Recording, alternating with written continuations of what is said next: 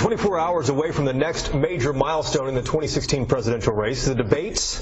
The first one tomorrow night at Hofstra University in New York. And two veterans of political campaigns are back with us this morning to talk about what they will be watching for. Mary Woodleaf is president and CEO of Allen Media, regularly manages campaigns for Republicans. And on the Democratic side, our friend Matt Engel, director of the Lone Star Project. Good to see both of you here. Good to be here. So this is happening tomorrow night. Donald Trump, Hillary Clinton have acted very differently on stage, at least in the primary debates we have seen. What's considered a win for either of them? We'll start with you, Mary. I think a win for either of them is just not imploding on such a big format. I mean, this is a Super Bowl of debates, and so really for Hillary, she needs to be competent, be stable, be healthy, keep it even with Donald. I think that he needs to appear presidential. And will that be hard? I think that he's very smart. He's very masterful at marketing. He's been able to evolve through the campaign, and so I think that he understands what he needs to do. And I think we can expect a different appearance from him than people are normally used to.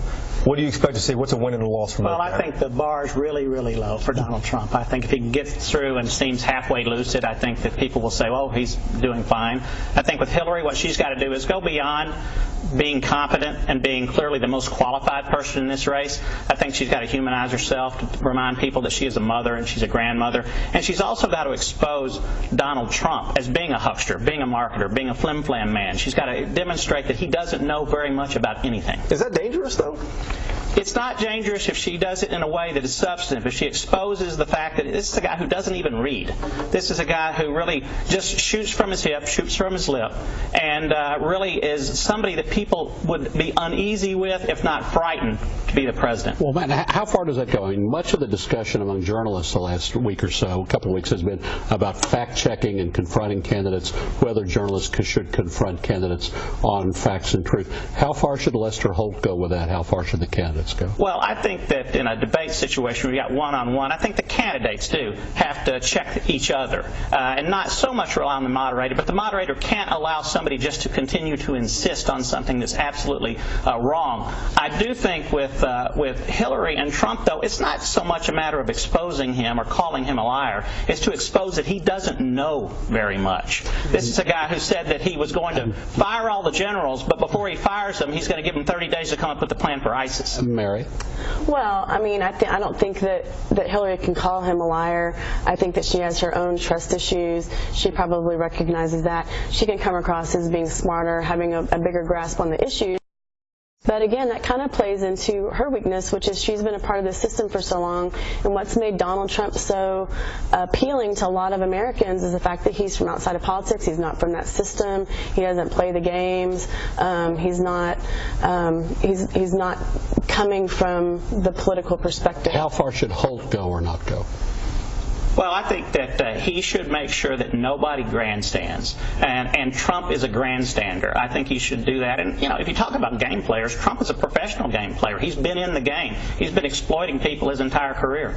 The legendary presidential debate is the Kennedy-Nixon debate back from the 1960 election. How important are these debates going to be, Mary? I think they're going to be hugely important. I think that the big unknown factor here is non-typical voters, non-traditional voters coming out to vote in this election. We saw that in the primaries. I think it's a huge factor in the general election, and I think that they will be watching these debates, kind of gauging what they feel about the candidates, not necessarily on the minutia of the issues, but on personalities, who they trust, who they believe, who they think has the demeanor to be president. Will this sway minds? I think it will. I think this will be one of the few times in this campaign so far there'll be a lot of people who are viewing it who haven't already made up their mind.